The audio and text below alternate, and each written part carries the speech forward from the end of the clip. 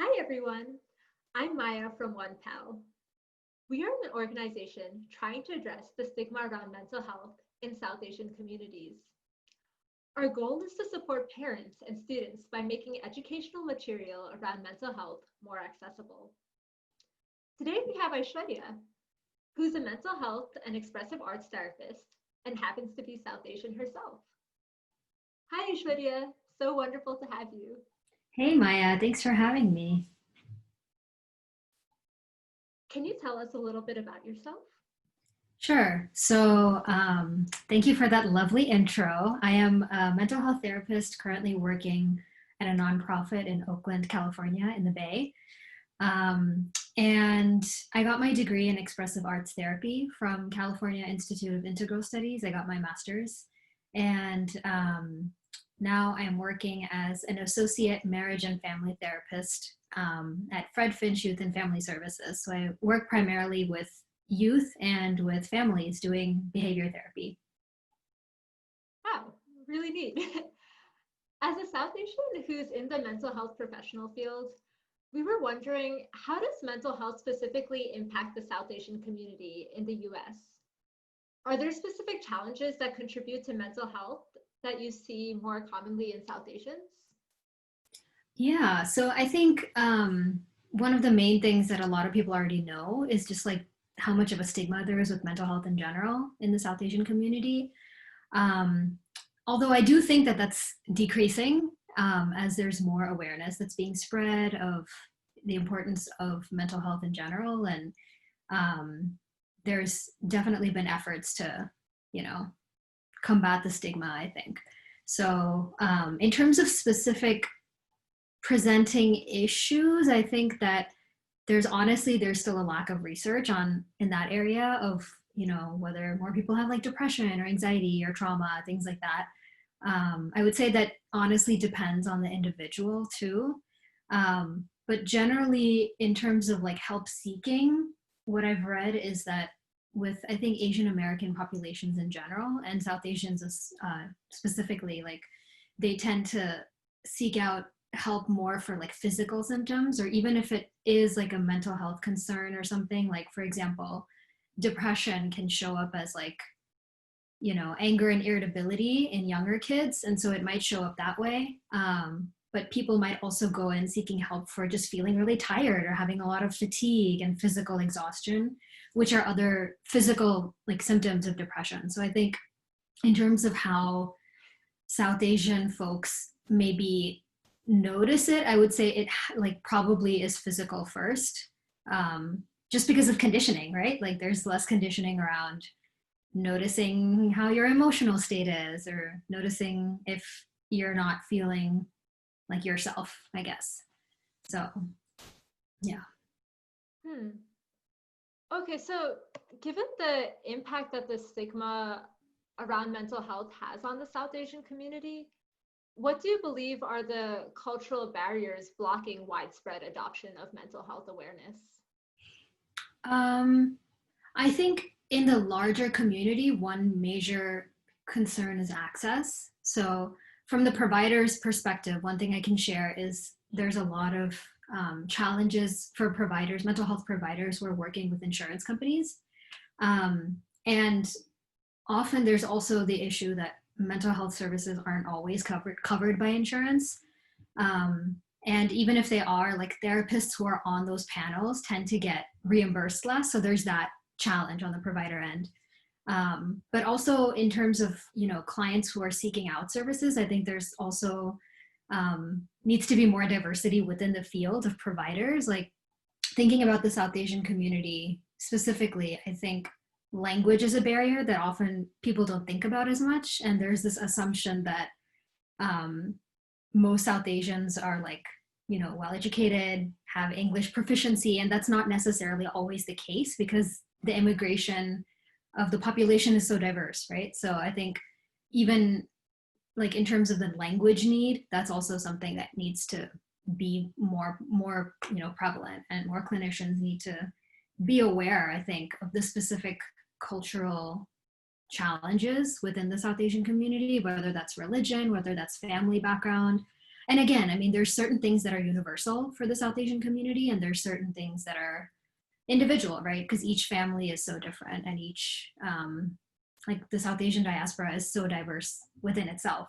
So I think there's just a lot more that clinicians need to learn too about working with this population. Hmm. Okay. So I think for many of us, therapy seems to be this like mystical thing in that we aren't quite sure what happens during it and who it is useful for. Mm-hmm.